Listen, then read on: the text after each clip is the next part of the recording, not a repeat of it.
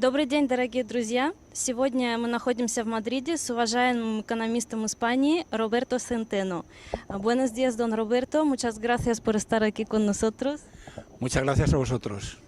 Don Roberto, ¿cuál es el porvenir económico de España sin industria pesada, ni recursos naturales, ni tampoco unas políticas fiscales coherentes para las clases medias?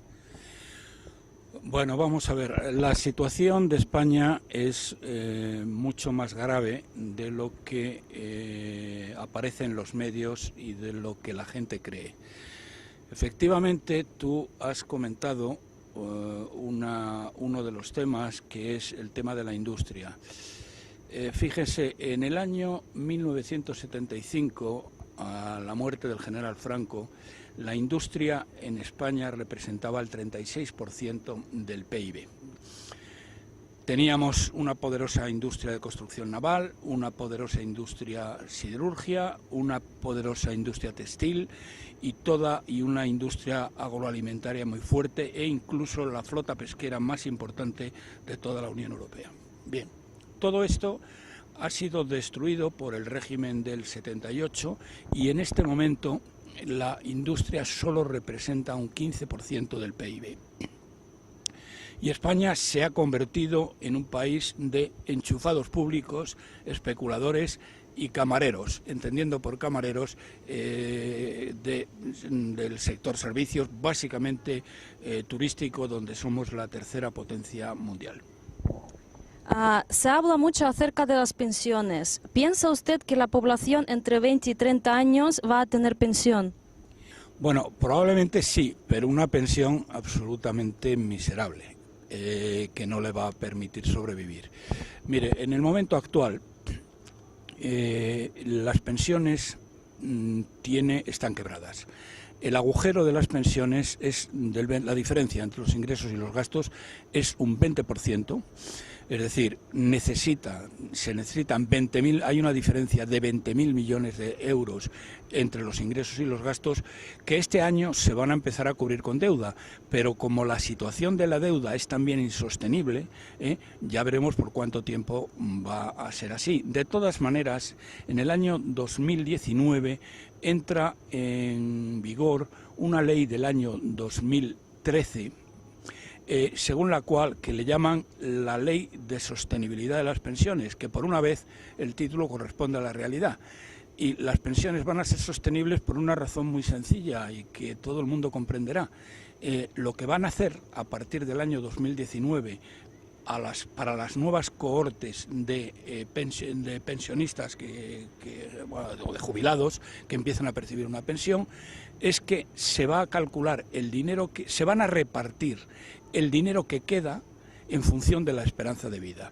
De esa manera usted entenderá que las pensiones son totalmente sostenibles, porque si hay 100 se reparten 100 y si hay solo 10 se reparten solo 10. Por tanto, volviendo al inicio de la pregunta, ¿los señores de 20 años o 30 años ahora tendrán pensiones? Bueno, se repartirán lo que haya, lo que les toque es otra historia. Bueno, efectivamente, nosotros teníamos vamos a ver, aquí hay que matizar. Una cosa es el sistema público de enseñanza y otra cosa son los sistemas privados. Hasta el año 1980 aproximadamente, 82, cuando llegó el Partido Socialista al poder, teníamos la cuarta enseñanza pública mejor de Europa.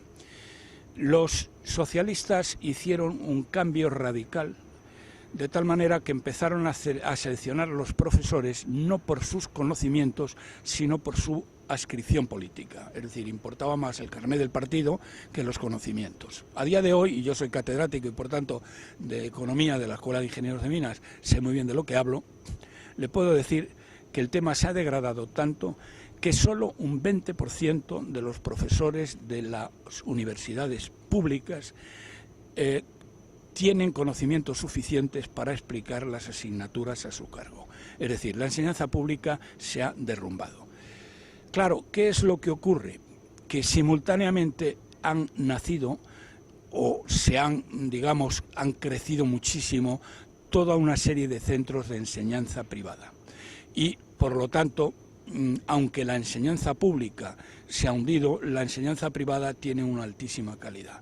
¿Cuál es el problema? El problema es que la enseñanza pública, yo he estudiado siempre en enseñanza pública, estudié en Salamanca en un instituto, el Instituto Fray Luis de León, con una enseñanza maravillosa y unos profesores maravillosos en los años 50, y luego he estudiado en la Escuela Técnica Superior de Ingeniero de Minas, en la Universidad Politécnica de Madrid, y con unos profesores estupendos.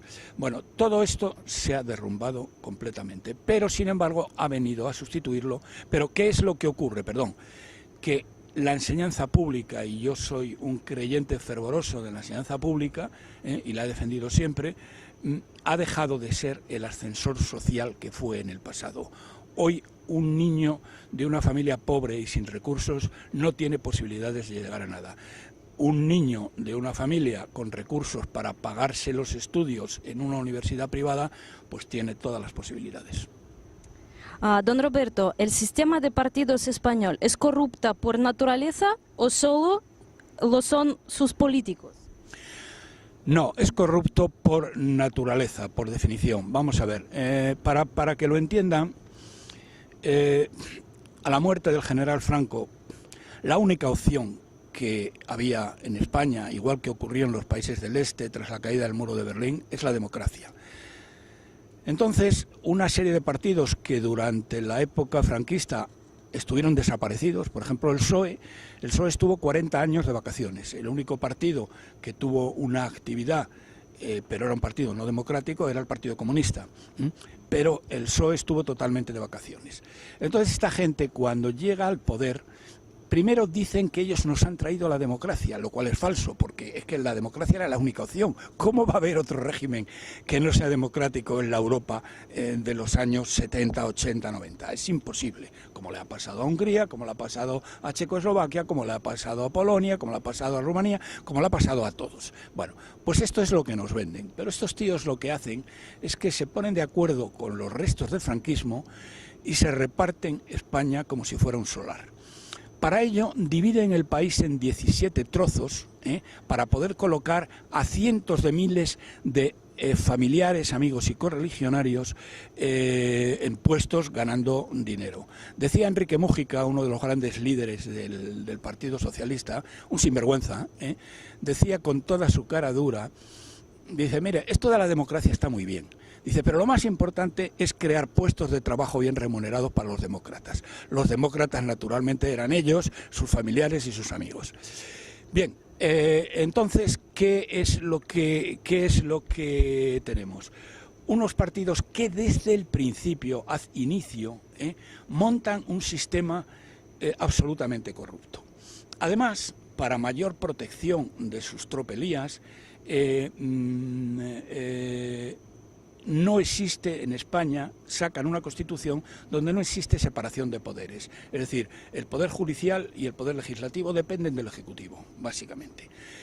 Con lo cual, primero, se reparten el país. El poder judicial no puede perseguirlos, más que parcialmente.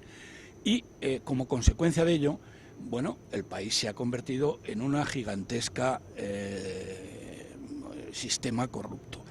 Sistema corrupto que, fíjese, no lo es tanto por los escándalos que aparecen en la prensa de personas físicas concretas que se han llevado 200 millones de euros, 3.000 millones de euros el nacional separatista Pujol, y etcétera, etcétera, 800 millones de euros los sindicalistas del PSOE de Andalucía, etcétera. Ese no es el gran problema, que es un problema, si quiere, ético, pero al final del día, si usted suma todo lo que se han llevado, los casos que conocemos, que han aparecido en la prensa, eso no suma más allá de 15.000 millones de euros. Y ese no es el problema. El problema es la corrupción institucional. El problema es que hay 2 millones de personas, de empleados públicos, enchufados públicos, que están cobrando por no hacer nada. Ese es un problema. El problema es que cada año se despilfarran 36.000 millones de euros en duplicidades entre las administraciones públicas. El problema es que hay 3.000 empresas públicas que han creado básicamente las comunidades autónomas para colocar a sus familiares, amigos y correligionarios y para ocultar deuda, y que sobran. Y eso nos cuesta 20.000 millones de euros cada año. En conjunto, para que tenga usted una idea, el coste del sistema que se monta en el año 78 por los partidos políticos que no habían hecho oposición al franquismo y que el Partido Comunista queda liquidado cuando se hacen las elecciones, porque digamos, la socialdemocracia alemana apoya al Partido Socialista, que es el que se alza un poco casi con el poder. Bien. Pues para que tenga una idea, eso cuesta 100.000 millones de euros anuales. Eso es la corrupción de verdad que está arruinando España. Todo esto naturalmente salpicado con la corrupción personal de los grandes líderes, empezando por el rey de España, el anterior, que ese fue el primero de los grandes corruptos durante la crisis del petróleo.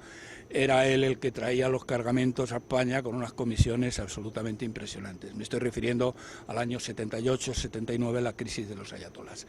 Él tenía, digamos, vedado y lo conozco bien porque en aquel momento yo era consejero delegado de CANSA, que era el monopolio de petróleos, y a nosotros nos estaba vedado ir a los países de Oriente Medio porque de ahí todo el petróleo que venía lo traía el rey, llevándose unas comisiones impresionantes. Entonces, del rey abajo, todo lo que quiera. Ese es el problema. El sistema está total y absolutamente corrupto. Para que España se arregle, hay que acabar de raíz con el régimen del 78, el régimen que sustituyó a Franco a su muerte. ¿Usted cree que va a plantearse una Unión Europea diferente tras el Brexit, o la oligarquía de Bruselas no va a cambiar nada? Vamos a ver, creo que va a haber cambios importantes, pero hay elementos que juegan a favor y elementos que juegan en contra. El elemento que juega a favor de mantener la Unión Europea y de darle más poder a los oligarcas de Bruselas, que son igual de corruptos o más corruptos todavía que los políticos españoles, diría que más corruptos porque tienen más dinero a su disposición y cobran más. Y de esto soy testigo directo. ¿Cuál es el problema? Que el Brexit es un fracaso absoluto. El Brexit ha dividido Gran Bretaña, ha enfrentado a las generaciones, a la juventud, está contra los mayores, ha enfrentado a las regiones. Hay regiones ahora mismo, como Gales, que se acaban de dar cuenta de que estaban siendo subvencionadas por la Unión Europea y que ahora no van a estarlo, y han votado a favor del Brexit y ahora quieren cambiar. Hay un desastre total y absoluto que es la señora May, que es una verdadera calamidad nacional, y por lo tanto Gran Bretaña va a sufrir, creo, muy duramente las consecuencias del Brexit porque no lo han sabido gestionar. Y tienen ahora mismo a la clase política, no diría la más incompetente de Europa, pero porque la más incompetente es la nuestra, la española, pero desde luego de las más incompetentes de Europa. Es decir, el Brexit ha dividido Gran Bretaña y le va a causar, en palabras de Sir Winston Churchill, sangre, sudor y lágrimas.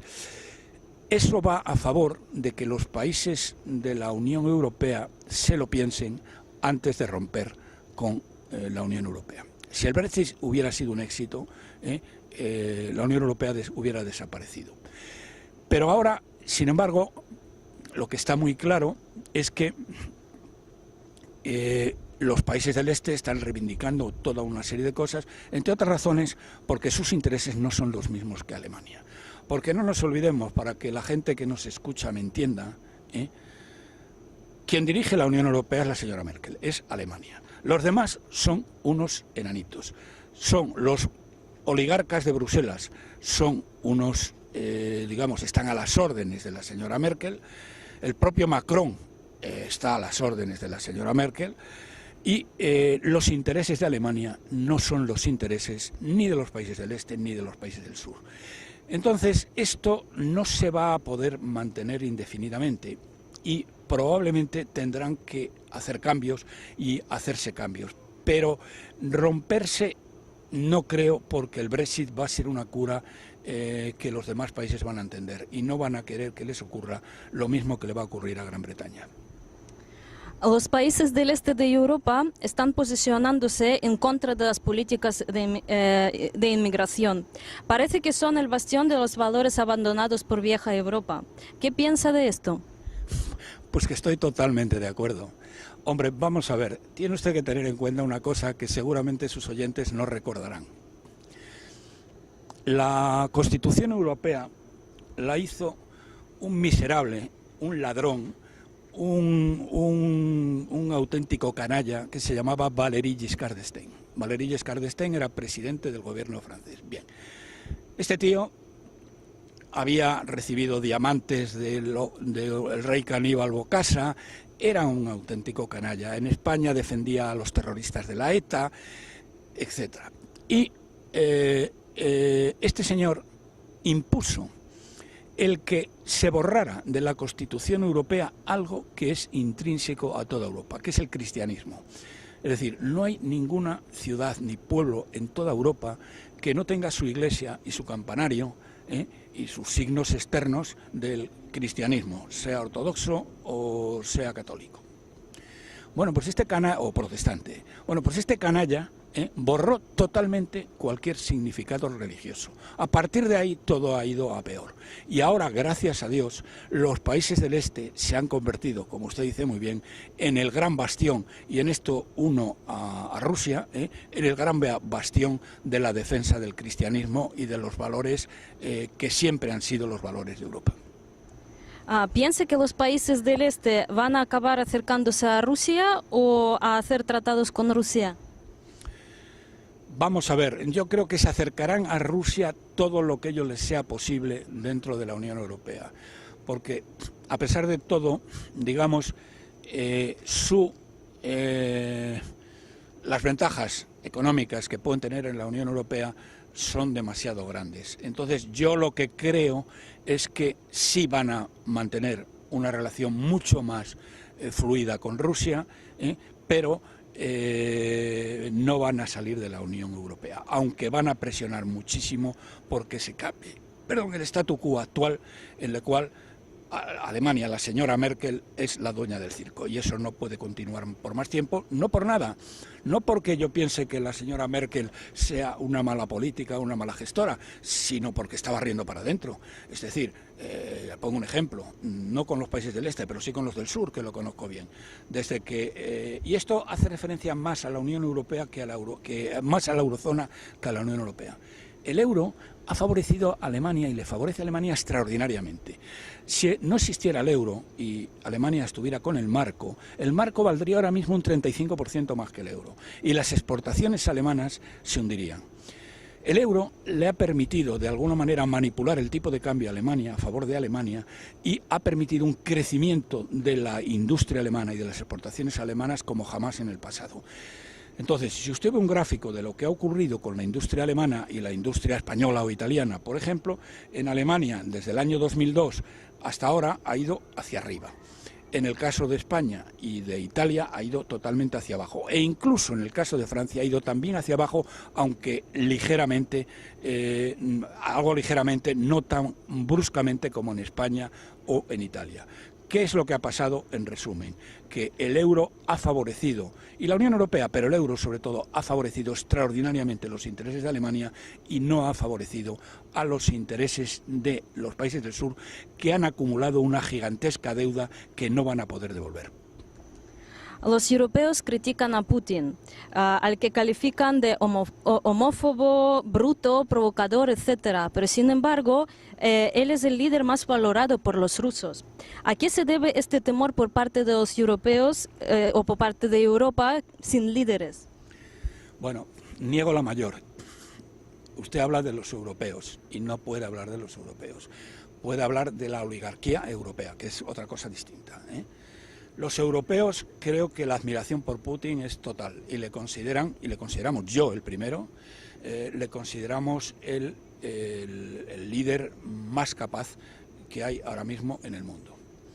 Mire usted, yo colaboré en la campaña de Trump como voluntario en el diseño de la estrategia para captar el voto latino. Yo la verdad es que soy un enamorado de Trump. Y sin embargo ahora, una de las cosas que más me habían entusiasmado de Trump había sido su acercamiento a Rusia y el presuponer, como todos presuponíamos, que se abría una nueva era de entendimiento entre Rusia y los Estados Unidos, que por otra parte nunca han combatido, es decir, nunca han tenido una guerra ni nada parecido, que estaban llamados a entenderse. Y creo que esa era la idea de Trump. Pero el lío tan grande que se ha organizado en Estados Unidos ha llevado a una situación totalmente contraria, y yo personalmente, como persona que ayudó a Trump en la captación del voto latino, cosa que no fue algo poco importante, sino bastante importante en su victoria, no me la quiero apuntar yo, pero digamos que yo fui un colaborador, modesto pero colaborador. Estoy totalmente decepcionado con Trump en el sesgo que ha tomado, forzado sin duda, pero ha debido ser más fuerte y no permitir, por ejemplo, la canallada que ha permitido de incrementar las sanciones a Rusia. Eso lo tenía que haber evitado. Ahora Putin ha contestado de una manera razonable, dura pero controlada, de expulsar a 750 diplomáticos norteamericanos, que supongo además que, como Putin es muy listo, expulsará a los menos importantes, es decir, no va a expulsar a la gente de la CIA que esté en Moscú, expulsará al de Agricultura, al de Cultura y cosas así, no a los verdaderamente importantes, esos creo que no los va a tocar. Y no sé qué va a hacer exactamente Trump, pero creo que se está totalmente equivocando. Y la oligarquía europea ha estado totalmente condicionada por la malvada Hillary Clinton y el malvado Soros, que odia a la Unión Soviética, odia a Rusia y a Putin desde que empezó a especular con el rublo y Putin le hizo morder el polvo, cosa que no, y perder muchísimo dinero. Y todo por el tema de Ucrania, que se han alineado directamente con los pronazis de Kiev, que dieron un golpe de Estado en un determinado momento y se han opuesto a algo que era obvio. La ocupación, que no es ocupación, el que Crimea haya vuelto a lo que ha sido siempre, una provincia de Rusia.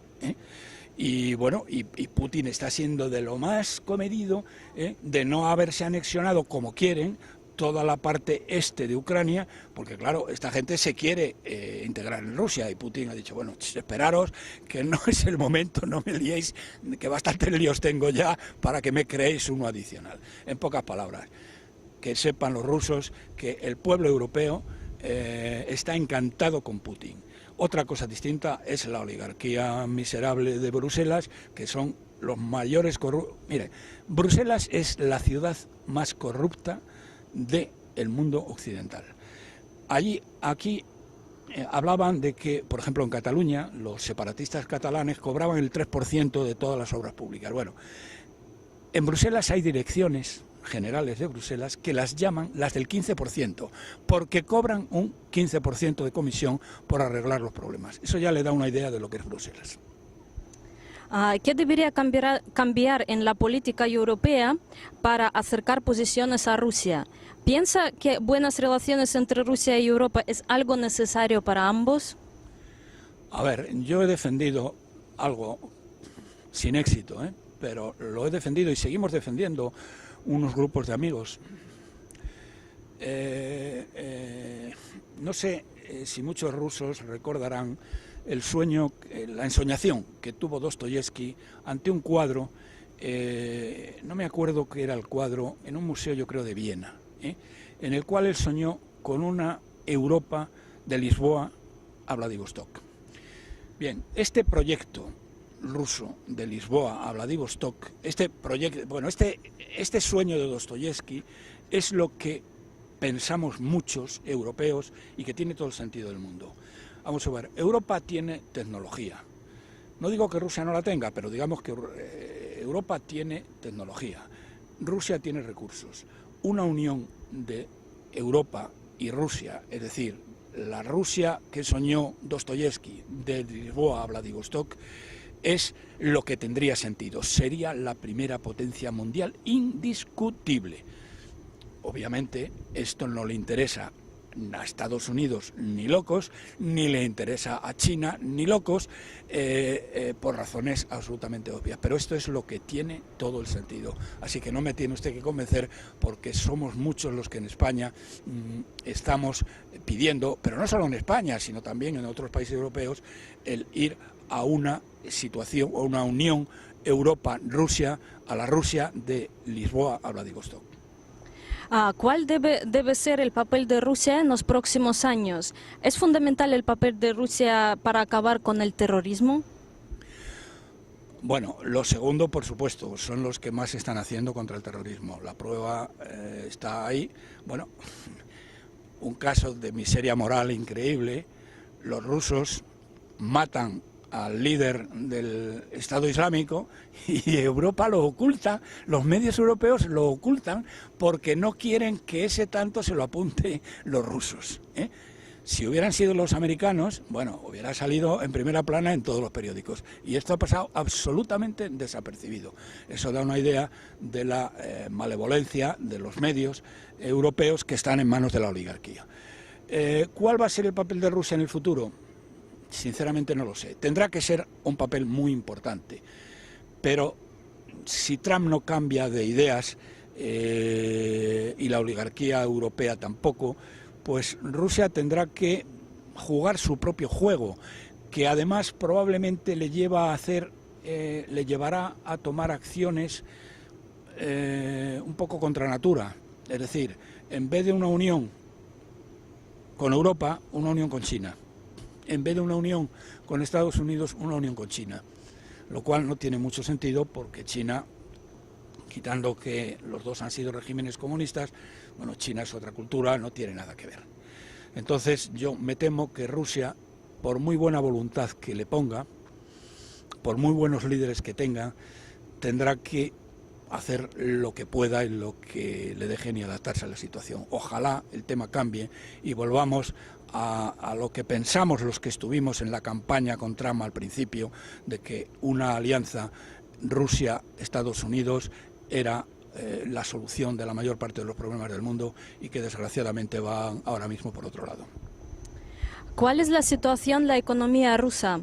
Se dice que va a ser peor tras el Mundial de Fútbol de 2018, pero es segura la reelección de Putin. ¿Cómo se entiende esto?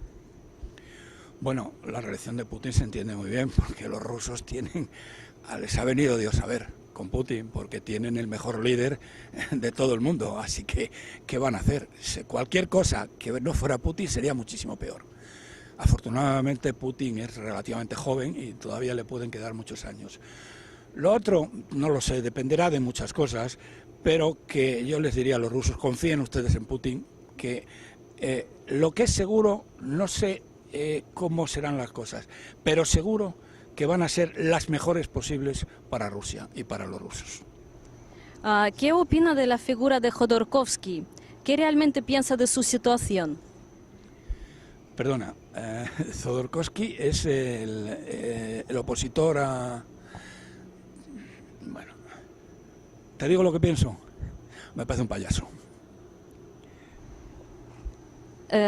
Y para terminar, sobre Putin, ¿quién piensa que será su sucesor? ¿Ve a Lavrov como la persona con más carisma para gobernar Rusia? Lavrov me gusta mucho, me parece que es un ministro de Exteriores impresionante, pero Lavrov da la impresión, no sé la edad que tienen, da la impresión que es mayor que Putin, no veo sustituyéndolo. Es decir, bueno, si le tuviera un accidente y le da un infarto de miocardio mañana al señor Putin, seguramente Lavrov sería la persona. Es un tío de primera clase, pero creo que Putin es muy difícil que el sucesor de Putin, quien quiera que fuera, llegue a igualarlo. Muchas gracias por su tiempo, ha sido un placer. Bueno, un placer para mí, y si este programa se escucha en Rusia, que sepan que los europeos estamos con Putin y estamos con los rusos. Otra cosa es nuestros oligarcas, que son unos auténticos miserables y unos corruptos, y que tienen otros tipos de intereses económicos, como en el caso de Alemania o el caso de Polonia. Спасибо, дорогие друзья, что были с нами сегодня в Мадриде.